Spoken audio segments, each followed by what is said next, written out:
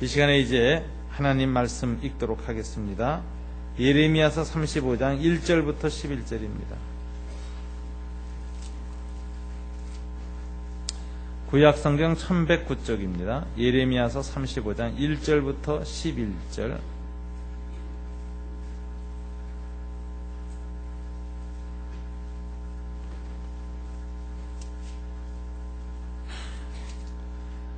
제가 먼저 읽습니다.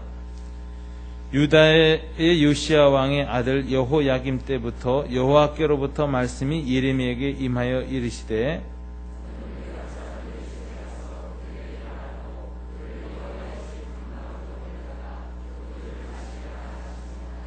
이에 내가 하바시냐의 손자여 예레미야의 아들인 야야샤나와 그의 형제와 그의 모든 아들과 모든 레갑 사람들을 데리고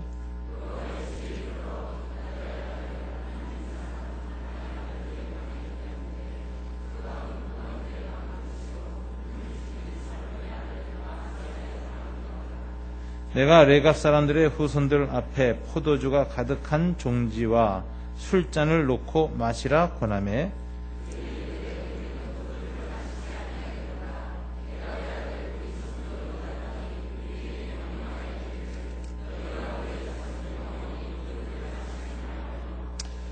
너희가 집도 짓지 말며 하종도 하지 말며 포도원을 소유하지도 말고 너희는 평생 동안 장막에 살아라. 그리하면 너희가 머물러 사는 땅에서 너희 생명이 길리라 하였으므로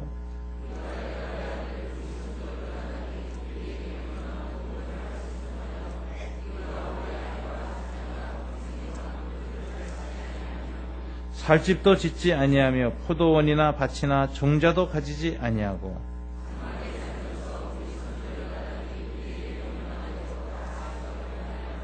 다 함께 그러나 바벨론의 느부갓네살 왕이 이 땅에 올라왔을 때 우리가 말하기를 갈대아인의 군대와 수레인의 군대를 피하여 예루살렘으로 가자 하고 우리가 예루살렘에 살았노라. 아멘.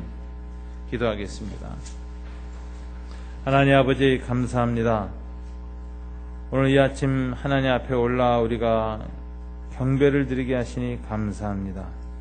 저희들의 마음 가운데 경배하기에 부족한 많은 부분들이 있고 연약한 부분이 있는 것을 이 시간 고백합니다. 주님, 우리가 연약한 가운데서도 오직 믿음으로 이 시간 주님 앞에 섰습니다. 주님의 보혈을 의지합니다. 주여 우리의 예배를 흠양하여 주시옵소서. 주님의 보혈로 우리의 심령을 정결하게 하시고 온전케 하사 주님이 받으시기에 합당한 상태로 이 시간 빚으시고 흠양하시기를 원합니다. 특별히 이 시간에는 예배와 더불어서 말씀으로 우리의 내면이 빚어지기를 원합니다. 하나님 말씀이 주장하는 삶이 될 수 있도록 저희를 주장해 주셔서 우리의 예배와 삶이 주님의 말씀으로 빚어진 것임을 고백하는 놀라운 은혜가 있게 도와주시옵소서. 이 시간 간절한 마음으로 말씀을 간구하오며 예수님 이름으로 기도드립니다. 아멘.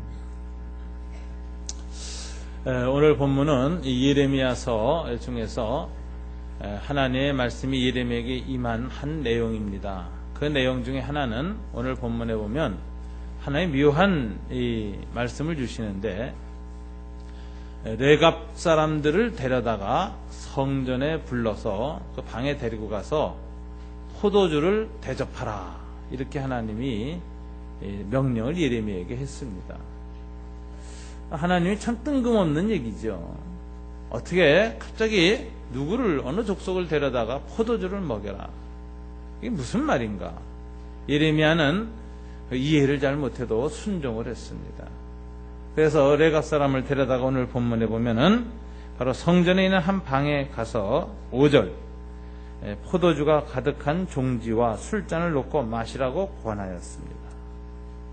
네, 여러분 이렇게 예레미야가 포도주를 마시라 하나님께서 너에게 나를 통해서 이걸 주라고 했다라고 이렇게 했을 때 그들의 반응이 어땠을까요?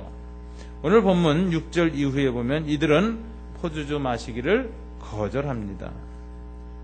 거절하는 이유는 단 하나입니다. 레갑의 아들 우리 손주 요나답이 우리에게 명령하여 이르기를 했는데 이 레갑 지파 레갑 족속 중에 한 중요한 이 종족의 지도자가 있었습니다. 이름이 요나답입니다. 이 사람이 이제 레갑 족속에게 내려준 신앙의 어떤 전승이 있었습니다. 규례가 있었어요. 그게 뭐냐? 4가지 명령이 있었어요. 첫째는 포도주를 영원히 마시지 말라. 둘째는 집을 짓지 말라. 세 번째는 파종과 포도원을 소유하지 말라. 그러니까 농토를 갖지 말라. 그 다음에 4번째 명령은 좀 적극적입니다. 앞에 3가지 명령이 하지 말라라는 것이라면 4번째 명령은 뭐예요? 너희는 평생 동안 장막에 살아라. 그리하면 너희가 머물러 사는 땅에서 너희 생명이 길리라. 이렇게 우리 조상 요나답이 말을 했습니다. 그러므로 우리는 포도주를 마실 수가 없습니다. 우리는 계속 유목민족 생활 양식을 지키겠습니다. 앞으로도 우리는 땅도 사지 아니할 것이고 집도 짓지 아니할 것이고 정주민의 삶의 방식을 거부하고 유목민 떠돌이의 삶을 계속 살겠습니다. 우리는 텐트를 치고 이곳저곳으로 팔레스타인 땅 안에서 유랑하면서 살겠습니다. 이게 우리 조상이 우리에게 준 귀한 신앙의 권면이요 명령이었습니다 라고 이렇게 말하고 예레미야가 내민 이 포도주를 거절했습니다. 이 레갑 족속이 독특한 신앙의 자세에 대해서 하나님이 뭐라고 평하셨는가? 그 다음에 보면은 굉장히 하나님께서 이를 축복하시는 것을 볼 수가 있습니다. 여러분 16절을 보시면 하나님이 이렇게 말씀하시죠. 다 같이 한번 읽어볼까요? 레갑의 아들 요나답의 자손은 그의 선조가 그들에게 명령한 그 명령을 지켜 행하나 이 백성은 내게 순종하지 아니하는도다. 그리고 19절에 보시면은 여러분 그 18절 19절입니다. 예레미야가 레갑 사람의 사람들에게 축복하는 내용이죠. 다 같이 한번 읽어볼까요? 예레미야가 레갑 사람의 가문에게 이르되 만군의 여호와 이스라엘의 하나님께서 이와 같이 말씀하시기를 너희가 너희 선조 요나답의 명령을 순종하여 그의 모든 규율을 지키며 그가 너희에게 명령한 것을 행하였도다.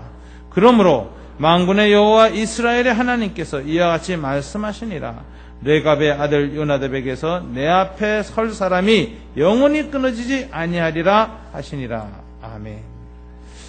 여기 하나님이 이 레갑 족속, 이 요나단의 유훈을 지키는 이 레갑 족속의 신앙에 대해서 2가지 얘기를 하시는 겁니다. 첫째는 레갑 족속의 신앙은 그의 조상의 명령을 잘 지키는 아주 모범적인 순종의 모델이다. 그런데 너희는 여호와 하나님의 명령조차도 거절했다. 그래서 이스라엘의 불신앙에 대한 반면교사로 레갑 족속의 신앙을 아주 높이 칭찬을 합니다. 그러니까 레갑 족속은 순종한 이 특별한 하나님의 백성의 특성으로서 당대 불순종하고 부패했던 이스라엘에 대한 하나님의 어떤 대안적인 모델이었다라는 걸 우리가 알 수가 있습니다. 이 점에서 레갑 족속의 신앙은 당대 이스라엘에 대해서 굉장히 중요한 하나의 정말 롤 모델, 역할 모델을 하는 귀한 지파였습니다. 2번째, 이런 레갑 족속에 대해서 주님이 축복을 하셨습니다. 그게 이제 19절의 내용인데, 이게 뭐냐면 레갑의 아들 요나답에게서 내 앞에 설 사람이 영원히 끊어지지 아니하리라. 내 앞에 설 사람이라는 말은 제사장을 가리키는 표현입니다. 하나님 앞에서 영원히 수종 들고 하나님의 지성소에서 하나님을 직접 섬기는 영광을 누구한테 주겠느냐? 레갑 족속에게 주겠다.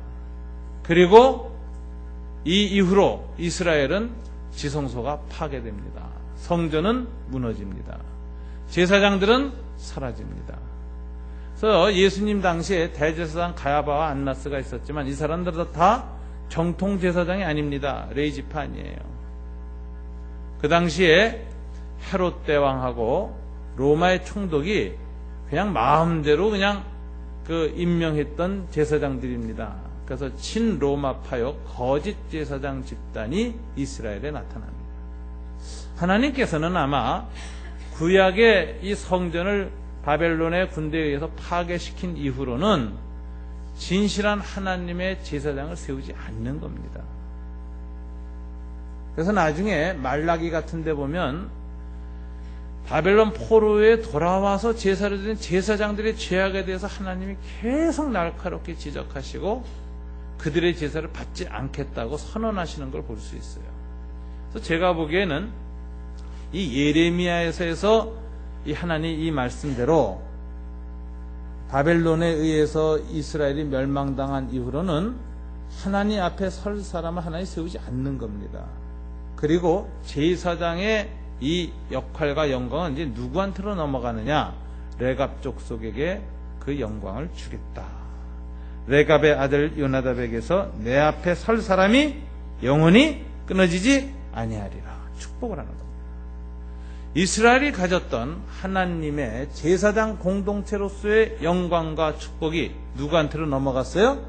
레갑 족속에게 넘어갔다라는 걸 오늘 본문에서 볼 수가 있습니다.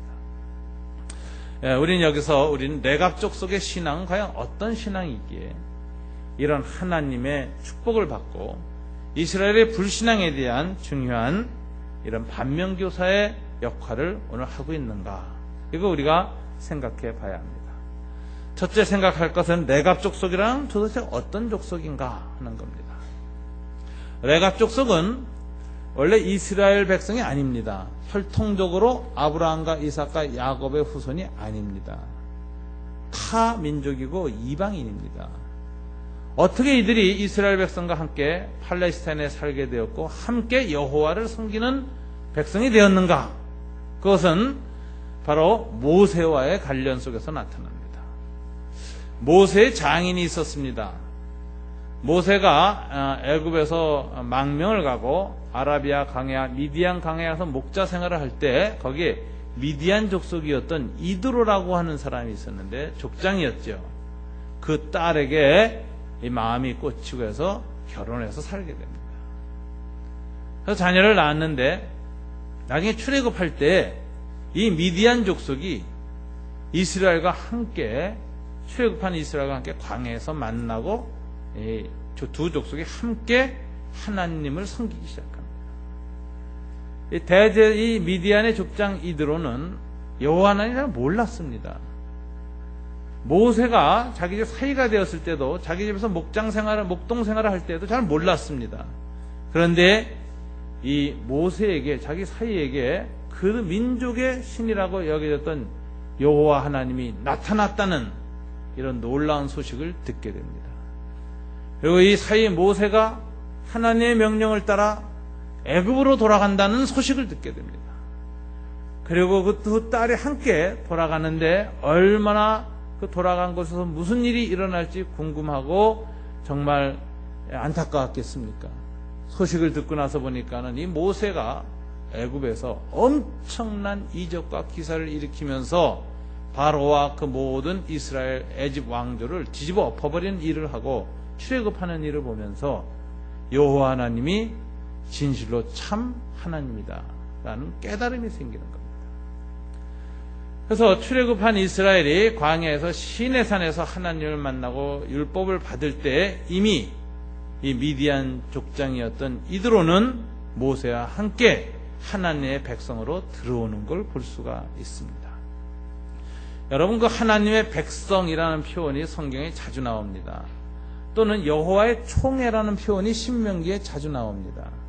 근데 하나님의 백성, 여호와의 총회라는 이 표현은 민족적 혹은 종족적 표현이 아니라는 걸 아셔야 됩니다. 그것보다 훨씬 넓은 개념입니다. 무슨 소리냐?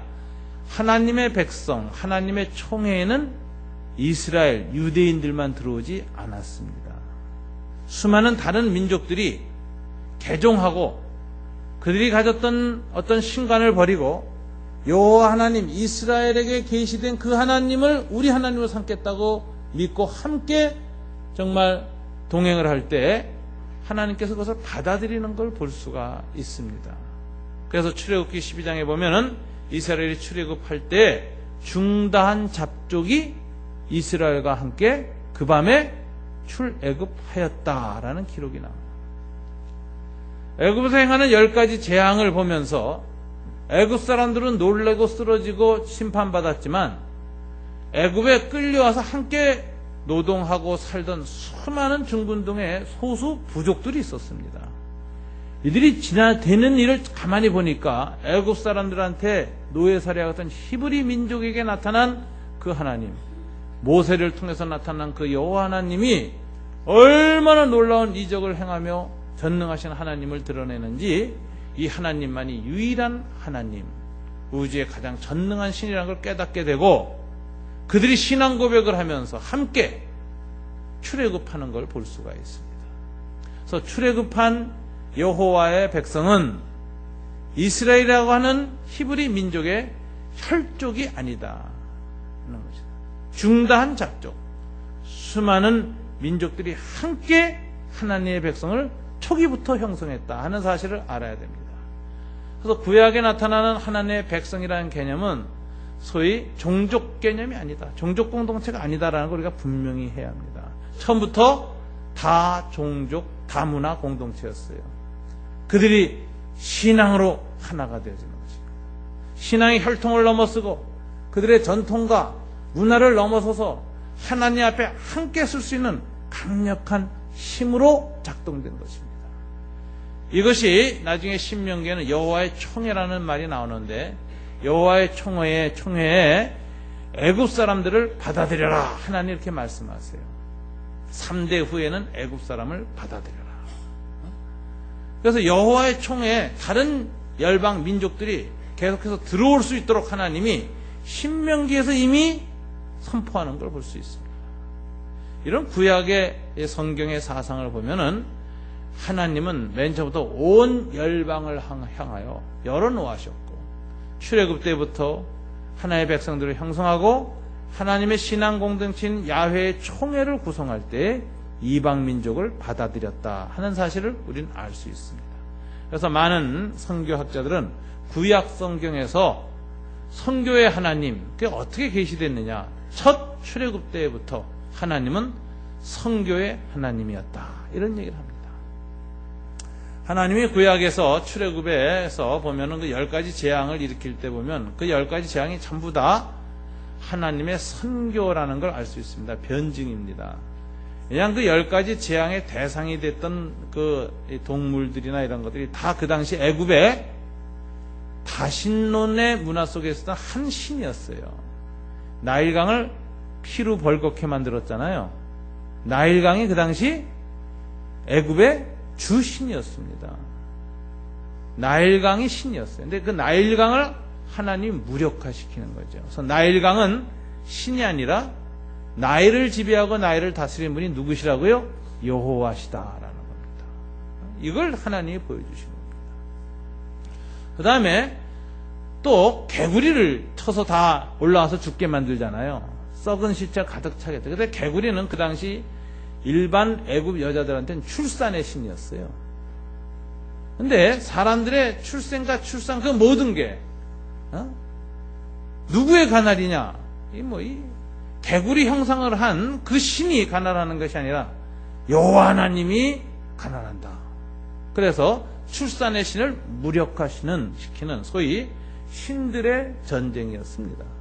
여호와 하나님이 애굽의 모든 우상들을 친히 무력화시키는, 고대 애굽인들의 신화적 세계관을 비신화화시키고 해체시키시는 그런 하나님으로 역사하시는 것이 그 10가지 재앙의 성격입니다. 또 여러분 거기에 보면 이제 그 파리, 모기 재앙 나오죠. 그것도 뭐냐면 파리가 그 당시에 전염병을 일으키는 무서운 신이었습니다. 그래서 파리 때가 나타나고 나면 전염병이 창궐하고 죽어가니까 애굽 사람들은 전염병으로서 보호받을 수 있는 것은 이 파리를 형상화한 신에게 이게 경배해야 구원받는다, 이런 식의 생각이, 연병, 이거 이제 하나님 무력화시키는 거죠. 파리 때도 다 누가 주장해요? 하나님이 주장하지, 파리 때도 그 자체가 신이 아니다. 그 다음에 이제 염소나 황소나 이런 것들이 다 독창이 나서 악창이 나서 막 죽게 하시는데, 여러분 그 애굽의 그 이집트 문화를 보면 신의 형상 중에 몸은 사람이고 얼굴은 황소인 신들이 많아요. 그게 그 농사의 주신이거든요. 농경 문화에서 농사에 풍요를 주고 밭을 잘 갈고 하는 농사의 주신이 누구입니까? 황소 형상이에요. 황소 형상. 근데 그 섬기는 대상을 다 하나님이 죽여버리는 거예요. 이렇게 하고 이제 마지막에 여러분 보시면은 태양이 어두워지죠. 그건 유명한 태양신 라입니다. 태양신 라. 애굽의 주신 중에 하나죠. 태양신 라를 무너뜨리는 거예요. 태양신이 무슨 신이냐? 신 아니다. 하나님의 고대의 신화적 세계관을 무섭게 해체시키는 하나님의 전쟁이 시작된 겁니다. 이게 세계관 전쟁이에요. 우주관을 바꿔버리는 거예요. 이렇게 하나님이 역사하세요. 이렇게 무력화시키면서 하나님이 출애굽을 하시는데 마지막에는 바로의 아들을 죽이죠. 바로의 아들은 그 당시에 바로는 신의 아들입니다. 고대 제국의 통치자들은 다 자기네들이 신의 아들이라는 거예요. 그런데 신의 아들인 그 아들인 이 바로의 아들을 죽임으로써 애굽의 모든 다신론 문화가 일상생활 속에서 뭐 출산이라든가 연병이라든가 농사라든가 뭐 이런 모든 부분에서 신을 경배하게 하다가 이 경배심이 점점 어디로 쫙 초점 맞춰서 올라가게 돼 있습니까? 바로에 대한 애굽 파라오를 신으로 여기는 경배심으로 연결하게 하는 겁니다. 그래서 애굽의 모든 우상 숭배의 초점은 어디로 가느냐? 딱 파라오한테로 가는 겁니다. 요거하고 너무 비슷한 게 일본의 천황 숭배예요. 일본 사람도 곳곳에 신이 많잖아요. 세계 최고의 하이테크놀로지로 만들어진 도요타 자동차를 타면서도 그 앞에 뭐 부족 같은 거 붙여놓고 다니는 사람들이에요. 일본 사람도 굉장히 똑똑합니다. 그리고 자동차를 사면 꼭 부족 같은 거 어디서 받아다가 붙여놔야만 안심이 되는 사람들이에요. 자동차 신이 따로 있어요. 근데 이런 모든 일상생활의 신들이 전부 이 조직을 갖추고 쭉 올라가면 맨 위에는 뭐가 있느냐? 천조 대신이 있는 거예요. 천왕숭배. 그래서 일상의 미신이 국가신 숭배 체제로 가게끔 하는 이런 이 독특한 그 일본의 군국주의적 통치 이데올로기가 종교적 형태로 나타난 게 천왕숭배입니다. 근데 이게 애굽의 파라오 숭배 사상이 똑같아요.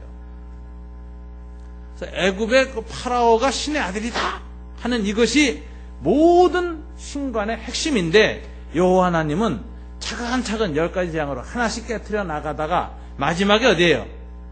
핵심인 바로의 아들을 쳐서 죽이는 거예요.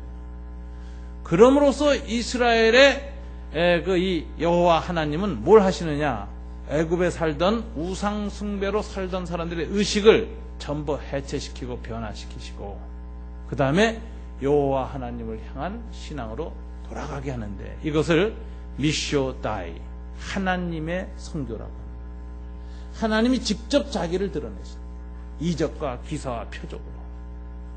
그래서 이스라엘 백성이 하나님께로 돌아옵니다. 심지어는 애굽 사람들 가운데서도 야 내가 저 히브리 사람들에 나타난 저 모세를 통해서 선포된 저 하나님을 보니까 저 여호와가 진짜 신이다 그래가지고 나중에 여호와의 총에 가담하는 애굽 사람들이 있을 판이에요.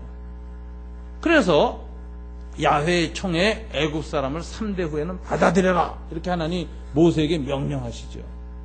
심지어 그 당시 애굽에 있었던 수많은 이스라엘 족속들이 다 그 밤에 감동받고 정말 이 출애굽기 12장에 보면은 함께 출애굽하는 것을 볼 수가 있습니다.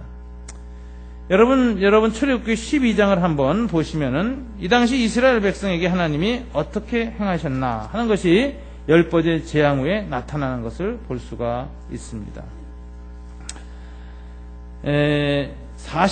12장 40절 보면 12장 40절 제가 읽겠습니다. 이스라엘 자손이 애굽에 거주한 지 430년이라 430년이 끝나는 그날에 여호와의 군대가 다 애굽 땅에서 나왔은즉 이 밤은 그들을 애굽 땅으로 인도하여 내심으로 말미암아 여호와 앞에서 지킬 것이니 이는 여호와의 밤이라 이스라엘 자손이 다 대대로 지킬 것이니라. 이렇게 하나님께서 역사를 하셨습니다. 그 다음에 여러분들께서 이 하나님께서 이제 이 놀라운 일을 행하시면서 그 행하신 그 놀라운 그 의미, 그것이 10가지 재앙 후에 이제 나오는데, 여러분 12장 12절 한번 보십시오. 12장 12절. 다 같이 한번 읽어볼까요? 다 같이 시작. 내가 그 밤에 애굽 땅에 두루 다니며 사람이나 짐승을 막론하고 애굽 땅에 있는 모든 처음 난 것을 다 치고 애굽의 모든 신을 내가 심판하리라. 나는 여호와라. 그죠? 여기서 애굽의 모든 신들을 심판하겠다. 그래서 이것은 여호와의 신들의 전쟁이다. 이 10가지 재앙의 성격이 그런 겁니다. 그렇게 해서 이 출애굽 사건을 통해서 이스라엘 백성들만 하나님에 대한 믿음이 강해진 게 아니라 애굽 사람들이나 거기에 살던 수많은 중근동의 여러 부족들이 다 개종을 하는 거예요. 그러고 나왔어요. 이 사건을 보면서 모세의 장인 미디안 족장이었던 이드로도 자기 종족을 데리고 이스라엘 백성 중에 하나, 여호와의 백성으로 개종하고 귀화합니다. 요 자손을 레갑 족속이라고 불러요. 이드로의 후손 중에 레갑이라는 사람이 있었고, 그래서 레갑 족속이라고 부른 겁니다. 근데 이 레갑 족속이 오늘 하나님 앞에서 이렇게 존경과 칭찬과 신앙이 아주 모델로 높여지게 되는 계기는 어디에서 있었느냐? 여러분, 이 열왕기 하 10장에 보면, 여러분 한번 찾아보세요. 열왕기 하 10장에 보면은 예후 때에 일어나는 한 사건입니다. 이 당시 이스라엘의 왕은 아합이었습니다. 아합과 이세벨, 유명한 우상 숭배자였죠. 바알과 아세라를 숭배했고 음란하게 신을 섬겼던 이런 사람들이 이 아합 집안입니다. 하나님이 때가 되니까 아합의 군대 장관이었던 예후를 일으켜서 아합 집안을 멸절시키는 일을 합니다. 소위 이성계가 위화도에서 군대를 이끌고 회군해서 고려 왕조를 무너뜨린 것처럼 예후가 아람과 군대를 전쟁을 하기 위해서 군대를 이끌고 나아갔다가 국경 부근에서 회군을 해버려요. 그리고 돌아와서 오히려 자기의 왕인 아합을 다 죽입니다. 그 자손 손자들을 다 죽입니다. 그래서 아합 집안을 멸절시켜버려요. 종자를 끊어버려요. 그런데 그 일이 이제 어떻게 시작되느냐? 하나님이 시작하는 겁니다. 예후가 전쟁하려고 군대를 이끌고 전선에 나가서 장막을 딱 치고 있는데, 군막을 치고 있는데 한 소년이 찾아와요. 그러면서 말하기를 선지자 엘리사가 보내서 왔습니다. 이러는 거예요. 그러니까 예후가 선지자가 왔다고? 엘리사 유명한 선지자 아닙니까? 들어오시오. 그랬어요. 소년이 딱 와서 장군과 단둘이만 있기를 원합니다. 이러는 거예요. 그냥 자기 참모들 보고 밖에 나가 있어라. 그래 놓고 받아들였어요. 그랬더니 딱 꺼내는데 영어 성경에는 오일 박스예요. 기름 박스예요. 기름 박스. 어떤 게 굉장히 재미난데 이 박스를 딱 꺼내는데 다윗이나 선지자들 보면 기름병으로 기름이 부어지는데 예후는 하나님 쓰신 도구가 병이 아니라 박스다. 그래가지고 어떤 분은 여기에 의미를 두는 분도 있습니다. 메시아 왕가는 기름병으로 기름 부었지만 잠깐 사용하는 하나님의 통치자는 이렇게 일시적인 도구를 통해서 기름을 부었다. 그래가지고서 이제 그 의미를 두는 게 있는데 제가 보기엔 별로 좋은 해석은 아닌 것 같아요. 하여튼 그런 해석이 있어요. 영적 해석이죠. 근데 이제 소년이 딱 기름 박스를 들고 와요. 그러면서 무릎 꿇으라고 그러는 거예요. 여호와의 명령이시라고. 그러니까 이제 예후가 무릎을 딱 꿇습니다. 그러니까 머리에다 기름을 부어요. 그러면서 선포하는 게 뭐냐? 너를 여호와께서 이스라엘의 왕으로 삼으셨다. 선포하는 거예요. 이건 뭐냐? 여호와 하나님이 쿠데타를 명령하는 겁니다. 혁명을 일으켜라. 하나님께서는 어떤 정권이 악할 때 개혁, 개량을 시도합니다. 근데 개혁, 개량에 끝까지 반대하고 선한 일을 하려는 사람을 죽이고 완악해져서 선을 넘어가면 하나님 어떻게 하시죠? 이 정권을 뒤집어 엎기 위해서 세 번째 하는 게 혁명을 일으키세요. 이게 하나님의 혁명이라는 겁니다. 이 구약성경의 대표적인 사례가 예후에게 하나님이 기름 부어서 혁명을 추동하는 겁니다. 그래서 예후가 기름을 뒤집어 쓰고 나왔습니다. 참모들이 그 모습을 보고 그 앞에 다 자기 겉옷을 벗어서 깔았습니다. 이것은 당신이 칼을 들고 나가면 우리는 따르겠습니다. 당신은 우리의 왕입니다라는 표현이죠. 여러분, 예수님이 예루살렘으로 올라가실 때 사람들이 많이 나와서 호산나 다윗의 이름으로 오시는 이유 하면서 어떻게 했죠? 겉옷을 벗어서 예수님의 발 앞에 깔았죠. 그 똑같은 태도예요. 당신 우리의 왕입니다라는 선언이죠. 그리고 예후가 칼 들고 지고 올라가는 겁니다. 올라가면서 요 앞에 14절에 보면 아합의 아들 42명을 싸그리 한꺼번에 잡아서 죽입니다. 42명이 생일잔치를 벌리고서는 목장에서 놀고 있는데 한꺼번에 잡아가지고 싹 죽여요. 그리고 이제 15절에 보면 올라가서 아합의 나머지 사람들을 살해하러 올라가는데 예후가 15절에 보면 묘한 일을 합니다. 여러분 15절부터 여러분 17절까지 한번 교독해 볼까요? 제가 15절 읽습니다. 예후가 거기에서 떠나가다가 자기를 맞이하러 오는 레갑의 아들 여호나답을 만난지라. 그의 안부를 묻고 그에게 이르되 내 마음이 네 마음을 향하여 진실한가 같이 네 마음도 진실하냐 하니 여호나답이 대답하되 그러하나이다. 이르되 그러면 나와 손을 잡자. 손을 잡으니 예후가 끌어 병거에 올리며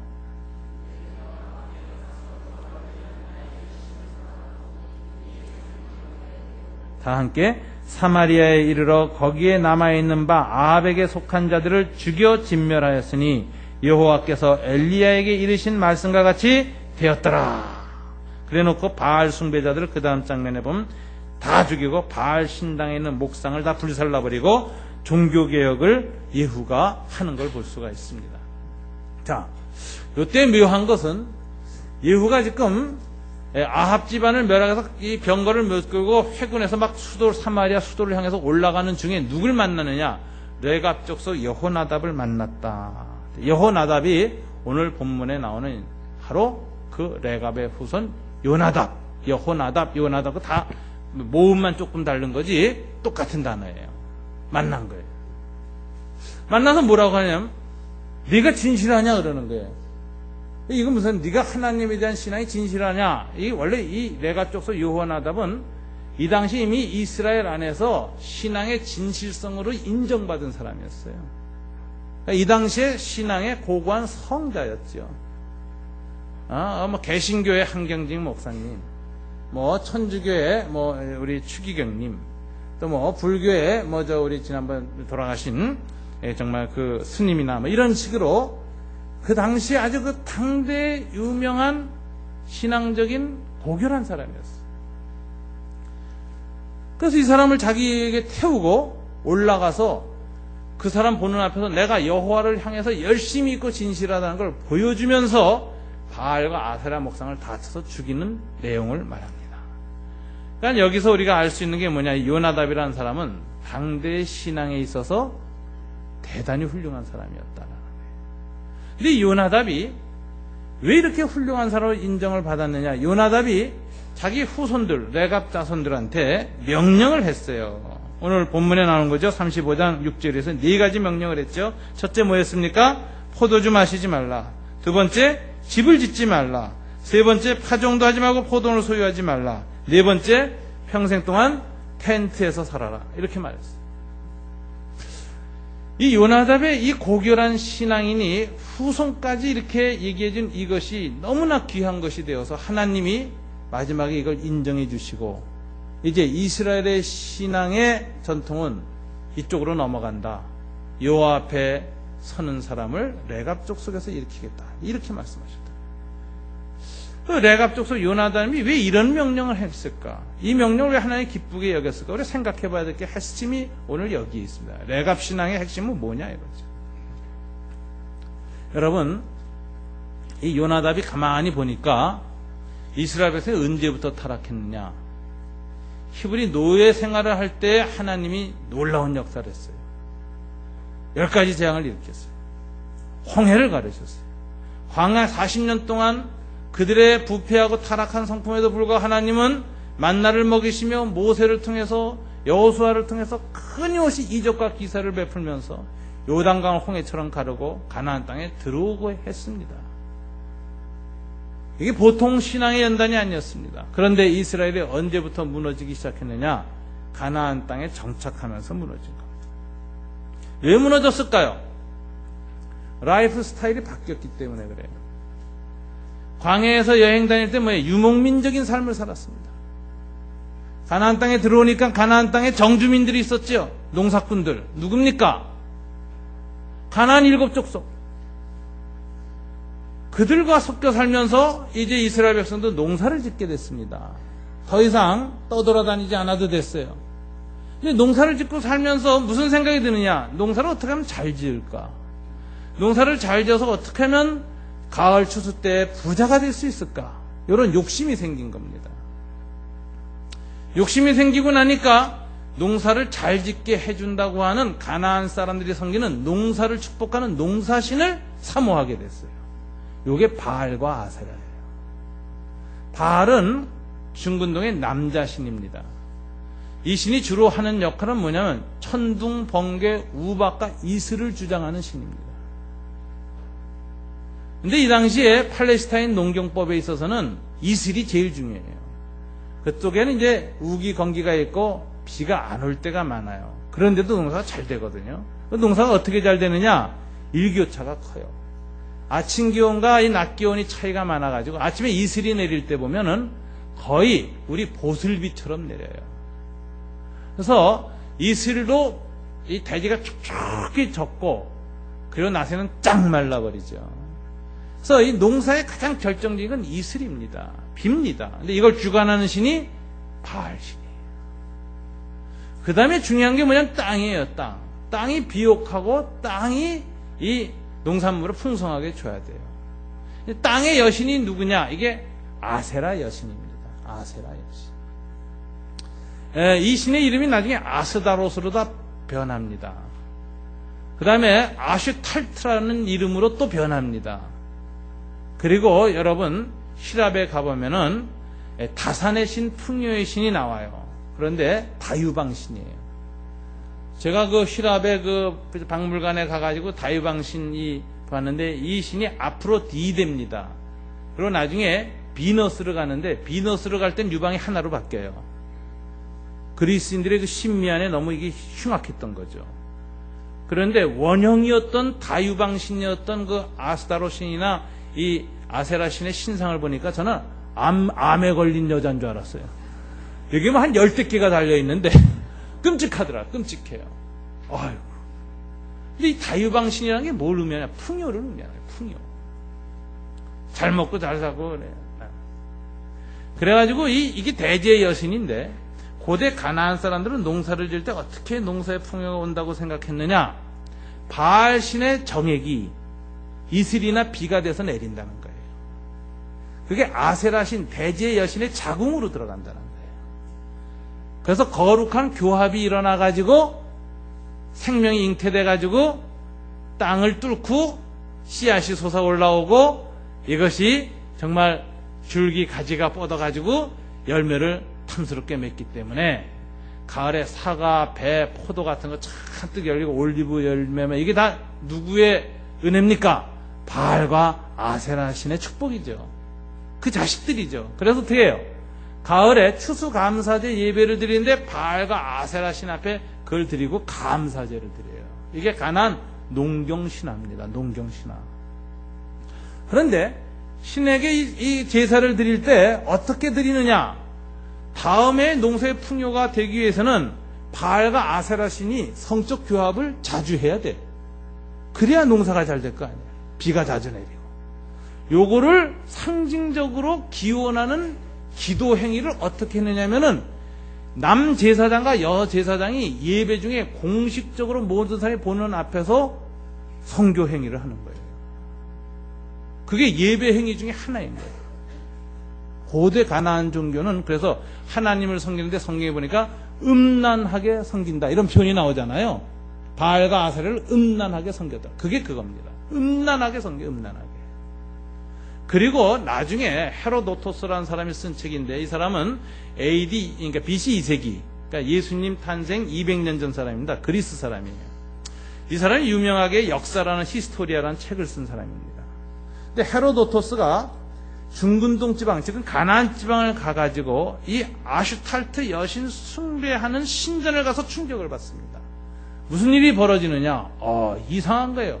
농경지에 신에게, 남신과 여신에게 제사를 지내는데 신전 앞에 그 동네 유복한 지주나 돈 많은 귀족들의 여자의 아내들이 나란히 줄 서 있는데 얼굴에 베일을 쓰고 서 있어, 수건을 쓰고.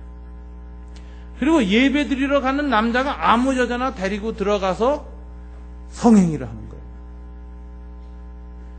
이게 고대의 그 바알과 아세라 신의 이 거룩한 성행위라고 불려지는 건데요. 이래서 이 신전에 있는 창기들, 신전에 있는 신녀들을 거룩한 창기라고 부릅니다. 그래서 홀리 프로스티튜트, 성창이라고 불러요. 이게 왜냐하면 창녀 노릇을 하지만 이게 거룩한 종교행위다 이거죠. 이 수많은 성창들이 있었는데 성창 갖고 감당이 안 되니까 농사를 짓는 지주의 딸과 아내들이 다 얼굴에 수건 쓰고 와서 성창 노릇을 하는 거예요. 그리고 들어가서 음란하게 성행위를 하고 예배를 드려야 우리 가문이 번성하고 돈을 번다 이거죠. 이게 가나안 농경문화 바알과 아세라 신앙입니다. 여기에 이스라엘이 동화되기 시작한 거예요. 가나안 땅에 들어간다면. 우리도 잘 먹고 잘 살려면 여호와 하나님을 섬겨서는 안 되겠고 뭘 하는 게 좋겠어요? 가나안의 이 축복과 풍요와 성장의 신 요거 섬겨서 잘 먹고 잘 살아야 되겠다. 이래가지고 바알과 아세라 신을 섬기기 시작하는 겁니다. 그러면서 이스라엘의 신앙이 무너지는 거예요. 이 욕심과 풍요와 잘 살겠다는 이 욕망이 신격화되고 우상숭배가 되니까 인륜 도덕이 안 보입니다. 그래가지고 오늘 예레미야서 35장 앞에서 무슨 일이 일어나느냐. 하나님의 명령을 저버려요.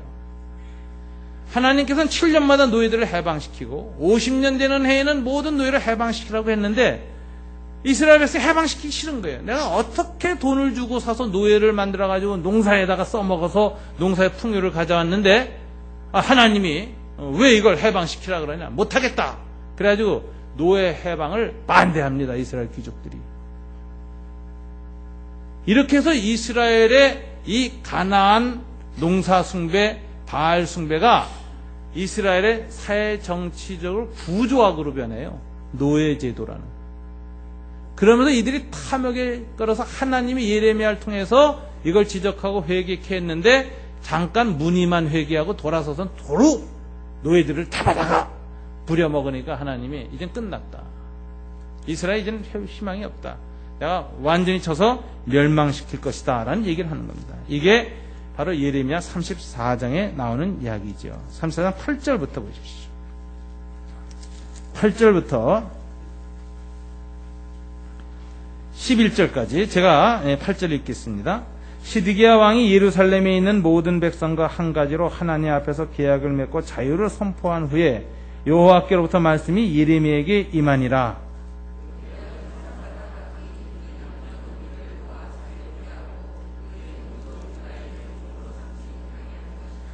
이 계약에 가담한 고관들과 모든 백성이 다 각기 노비를 자유롭게 하고 다시는 종을 삼지 말라 함을 듣고 순복하여 놓았더니 후에 그들의 뜻이 변하여 자유를 주었던 노비를 끌어다가 복종시켜 다시 노비로 삼았더라. 그래서 하나님이 17절에서 선포를 합니다. 다 같이 한번 읽어볼까요? 그러므로 여호와께서 이와 같이 말씀하시니라. 너희가 나에게 순종하지 아니하고 각기 형제와 이웃에게 자유를 선포한 것을 실행하지 아니하였은즉 내가 너희를 대적하여 칼과 전염병과 기근에게 자유를 주리라. 여호와의 말씀이니라. 내가 너희를 세계 여러 나라 가운데 흩어지게 할 것이며. 자, 하나님의 저주가 선언됩니다. 저는 하나님이 개인적으로 죄를 지을 때는 회개할 때를 기다리고 용서하신다고 생각해요. 또 개인적인 죄가 문화적 종교적 형태로 나타나서 우상 숭배할 때 하나님이나 참으신다고 생각해요. 그래도 회개할 기회 주십니다. 근데 하나님이 마지막 심판할 때는 언제인지 아십니까? 놀랍게도 죄가 개인이나 종교 문화적 형태로 나타나는 것이 아니라 사회 정치적 구조악으로 딱 자리 잡으면 치시는 거예요. 이게 노비제도거든요. 노비제도. 그들의 기득권을 강화하기 위해서 하나님의 명령을 어기고 자기네들이 기득권 강화를 반복하고 재생산할 수 있는 체제를 딱 만들고 있을 때 하나님이 이제는 끝이다. 그러고 치시는 거예요. 이게 하나님이 이스라엘을 치는 과정을 가만히 보면 그렇습니다. 그래서 저는 우상숭배해도 참으신다는 게 항상 이상했어요. 그동안에 우상숭배 좀 했습니까? 선지자 보내면 선지자 죽이고 선지자 그럼 가끔 들어서 예후 들어서 치긴 하지만 완전히 멸절을 안 시켜요. 근데 언제 멸절시키시는가 보니까 놀랍게도 구조악으로 일어났을 때 하나님 이젠 끝이다. 그리고 치시는 무서운 하나님이라는 걸 볼 수가 있어요. 그렇게 하나님께서 하는데 요들에 대해서 오늘 하나님이 이런 상태인데 이스라엘에 대해서 하나님이 누구를 주목하시냐. 레갑 족속 요나답의 후손을 지어. 이 요나답이 대단한 사람입니다. 뭐냐면 이렇게 딱 보니까 광야에서는 하나님을 잘 섬기더니 이 이스라엘 백성이 하나님의 특별한 은혜를 받았는데 가나안 땅에 들어간다면 어떻게 됩니까? 점점 바알과 아세라 숭배하고 가나안 농경 문화에 동화됩니다. 유목민의 특성을 상실하고 정주민의 악에 그냥 빠져드는 거예요. 이게 안타까웠어요. 그래서 요나답이 자기 후손들한테 뭐라고 말하고 죽었냐면 내가 평생 하나님을 섬기면서 우리가 가나안 땅에 살 때 조심해야 되는 게 있다. 저 이스라엘 백성처럼 되면 안 되겠다. 너희는 첫째 어떻게 하지 말고 포도주 먹지 말고 술 먹고 이성을 상실하고 윤리를 어긋나고 하는 거 하지 마라. 그 당시 가나안 숭배할 때요. 이 농사 숭배하고 바알 숭배할 때 포도주 엄청나게 먹고 막 혼음을 행했거든요. 그래서 성문화가 완전히 타락하는 거예요. 그러니까 절대 포도주 먹지 말라. 두 번째, 집 짓지 말라. 정주민의 삶의 양식을 따라가면 안 되겠다. 세 번째, 파종하거나 할 수 있는 포도원이나 이런 거 밭을 소유하지 마라. 그리고 네 번째 어떻게 하라고요? 영원히 텐트 치고 살아라. 유목민족 삶의 양식을 유지하라. 이거예요. 여러분, 이 레갑 신앙이라는 건 세상과 동화되지 않으려고 자기를 거룩하게 구별하는 신앙입니다. 여러분이 세상에서 직장 생활하고 상사하고 하면서 돈 벌기 위해서는 예수 믿는 이 말씀대로 살면 안 되고 세상 사람들 하는 방식 똑같이 해야 되겠다. 똑같이 뇌물도 주고 똑같이 거짓말도 하고 속이고 다 이래가지고 해야지. 세금 다 내고 어떻게 장사하냐 이러고선 다 속이고 하는 똑같은 방식으로 살기가 쉬운 게 바로 우리입니다. 어쩔 수 없다고 생각해요. 근데 요나답은 조금 달라요. 가나안 땅에 들어왔으니까 어쩔 수 없이 정주민으로 살아야 되지 않겠느냐. 그냥 농경 문화를 좀 받아들이자 이랬는데 레갑 족속의 아들 요나답은 안 된다라고 하는 거예요. 이거 위험한 거다. 이걸 철저히 분리해야 되겠다. 그래서 가난하게 살아도 못 먹고 살아도 하나님 주신 가나안 땅에 우리가 하나님의 백성의 일원으로 들어와서 이 축복의 땅으로 받았지만 이곳에서도 뭐예요? 여전히 옛날처럼 유목민족 삶의 양식을 취하며 살아야 되겠다고 결심한 거예요. 근데 이게 여러분 유목민의 삶의 방식과 정주민의 삶의 방식이라는 것이 굉장히 성경의 중요한 핵심입니다. 여러분 이 정주민 농경민족은요 신관이 다 뭐와 관련되냐? 지역과 관련되어 있어요. 신이 다 어느 지역의 신이에요. 지역신이에요. 국가신이에요. 민족신이에요. 지방신이에요. 여러분 우리 옛날에 농사 보면은 신이 나와바리가 있다는 거 아시죠? 부뚜막 신이 있고 장독대 신이 있고 화장실 신이 따로 있어요. 신들의 통치지역 나와바리마다 다 갖다 고여야 돼. 떡을 갖다 바쳐야 돼. 빌어야 돼요. 이게 신들이 다 지역신입니다. 어느 지역의 신이에요. 어느 땅의 신이에요. 그래서 이제 여러분 고대 히브리 헬라 신화를 보세요. 그리스 신화. 바다의 신 포세이돈, 산의 신 무슨 신, 신들이 다 강의 신 다 지역신이죠. 이 조폭들하고 비슷해요. 자기 나와바리가 다 있어요. 그걸 다 다스리는 이제 대부 같은 신이 있어요. 제우스 이런 신이 있어요. 그런데 이스라엘 신이 이상해요. 이스라엘 신은 자기를 한 번도 지역신으로 선포해 본 적이 없어요. 여호와가. 그게 아니라 이스라엘 하나님 이상합니다. 지역신이 아니라 인격신이에요. 나는 어느 지역의 신이다 이러고 나타난 적이 없고, 나는 아브라함과 이삭과 야곱의 하나님이다 이렇게 나타나요. 인격과 관련해서 자기를 계시해요. 근데 이게 왜 그럴까? 누구누구의 신이라는 인격과 연관해서 신의 이름을 여호와 하나님이 자기를 계시한 것은 성경이 딱 처음 어디서 나왔느냐? 창세기 11장에 보면 셈의 하나님을 찬송하리로다라는 표현이 나와요. 셈의 하나님이라는 단어가 제일 첫 번째 나오는 인격신 개념이에요. 근데 셈의 하나님, 아브라함의 하나님, 이삭의 하나님, 야곱의 하나님, 누구누구의 하나님, 이 하나님은 뭐냐면은 나발이가 없는 신이에요. 그리고 누구와 함께해. 그 사람이 가는 장소는 어느 곳이든지 지켜주고 보호하고 적들의 나발이를 해체시키는 신이에요. 그러니까 깡패로 말하자면 시라손이에요. 시라손이는 나발이가 없어. 그냥 홀홀 단신 다니면서 어느 지역의 깡패들하고 맞붙으면 그냥 깨부수는 거예요.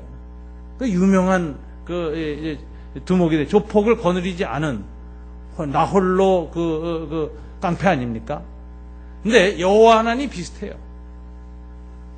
여호와 하나님 어느 지역하고 연관이 없어요. 나는 셈 너와 함께 하겠다. 이게 유목민족 생활 양식입니다. 유목민이라는 건 지역의 의미가 없는 거예요. 말 타고 다니면서 풀 뜯고 뭐 하면 되는 거지. 어느 지역에 머무를 이유가 없어요. 다 광야인데 그거 뭐 지켜야 뭐 해요. 계속 이동해 다니는 거지. 그럼 이 유목민에게 하나님이 자기를 나타내실 때는 어떻게 나타내야 좋으냐? 나는 어느 오아시스의 신이다. 그러면 의미가 없는 거예요. 그죠?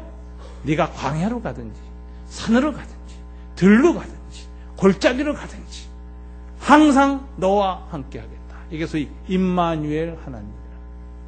너와 함께하는 하나님.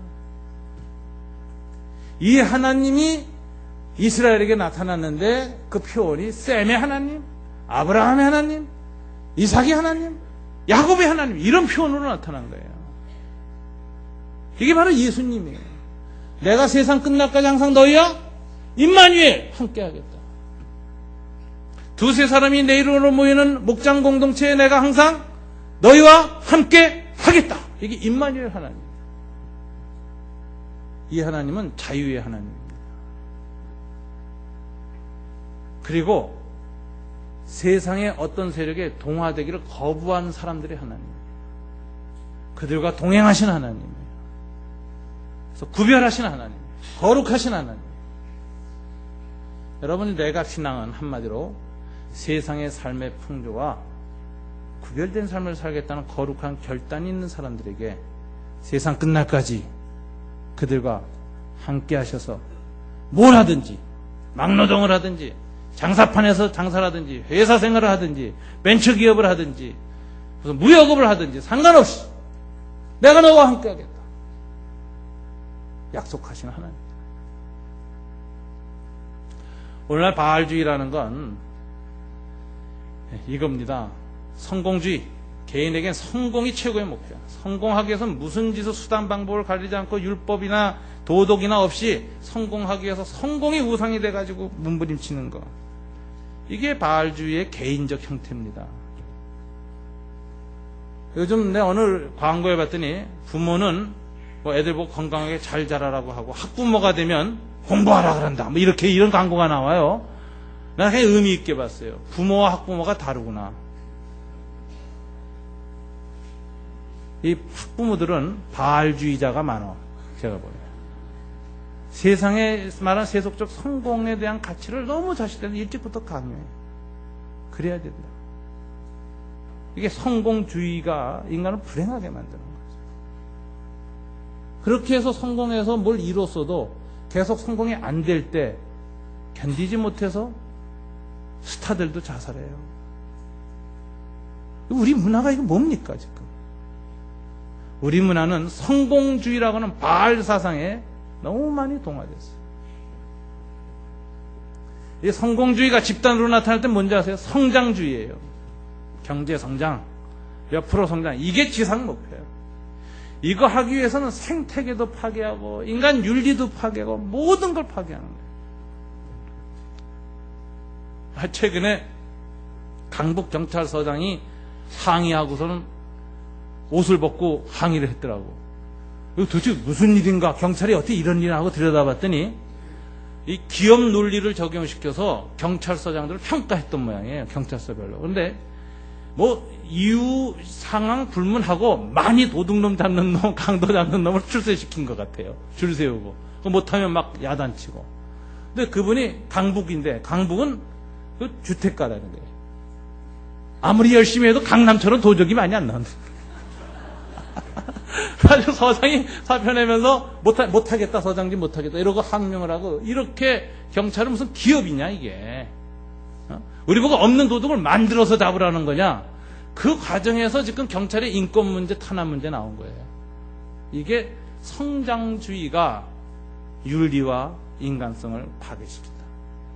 지나친 경쟁, 지나친 성공, 지나친 성장주의 문화가 우리 사회와 문화를 파괴하고 있습니다.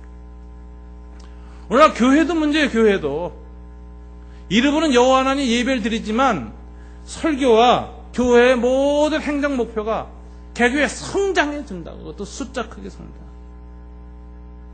그래서 끊임없이 교인 숫자 늘리기, 기존 교인 끌어모으기, 더 많이 끌어모으기 위해서 편의성을 제공하고 더 좋은 내용을 제공해 줘서 비교 우위를 확보하기 위해서 끊임없이 또다시 건축을 크게 하고 건물 짓고, 이러면서 옆에 교회가 어찌되건 상관없이 한 교회 대형으로 키워나가는 이런 쪽에 매몰되어 있는데, 이게 교회 안에 들어온 바알주의입니다. 거기에 대해서 하나님 앞에서 경각심을 가지고 우리는 어떻게 살 것인가, 이거 가져야 돼요. 오늘 레갑의 신앙, 요나답의 신앙은 그게 아름다웠던 거예요. 야, 우리가 가나안 땅에 들어와서 이스라엘 백성처럼 가나안 문화에 동화돼서 정주민의 문화에 사로잡히고 성장과 성공주의에 함몰돼서 인류, 도덕, 윤리, 양심 다 잃어버리고 경쟁하다가 서로 자살하고 죽이는 이런 죽음의 문화를 땅에 가득 피우는 그런 족속이 되어서는 안 되겠다. 그러니 너희는 포도주 마시지 마라. 너희는 집을 짓지 마라. 정주민이 되지 마라. 너희는 밭을 소유하지 마라. 네 번째, 이 땅에서 나그네로 살아라. 이 샤르댕이라는 분의 글을, 자문을 봤는데 감동을 받았습니다. 그분이 이렇게 얘기해요. 인간이란 잠깐 영적 경험을 하는 육체적 존재가 아니라 한동안 육체적 경험을 하고 있는 영적 존재다. 우리 살아서 지금 육체 갖고 지금 몇십 년 살잖아요. 우리가 100년 안쪽으로 다 사는데, 이게 잠시 육체적 경험을 하는 거고, 우리가 원래 돌아가야 할 곳, 영원한 곳은 영적 세상. 잠시 육체적 경험을 지금 우리가 하고 있는 거거든요.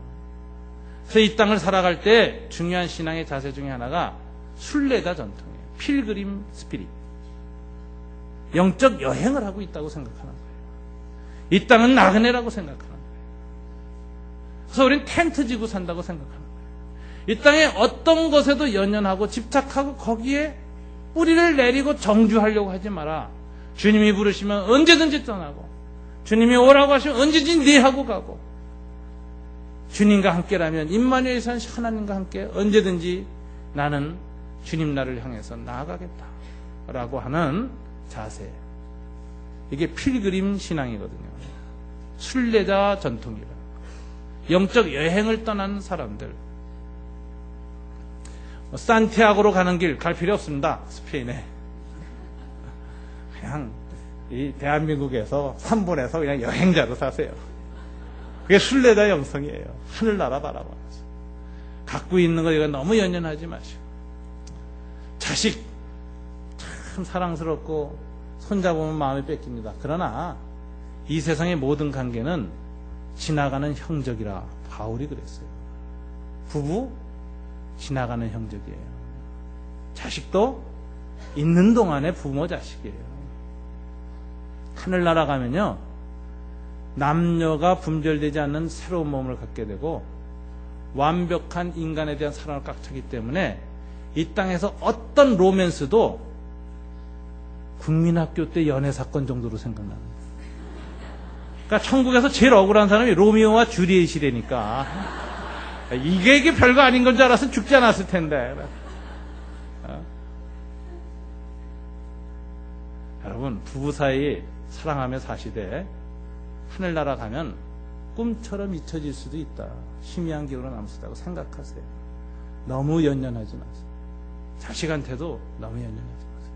중요한 것은 인간성 회복이에요. 참 인간으로서 아내와 남편이기 전에, 여자와 남자이기 전에, 부모와 자식이기 전에 참 인간으로서 휴머니즘, 사랑을 풍성하게 익혀가면서 살다가 떠나는 것이 우리 인생의 본분이고요. 그거 잘 하라고 연습하라고 부부로, 자식으로, 가족으로 만들어준 겁니다. 래갑처럼 살아야 됩니다.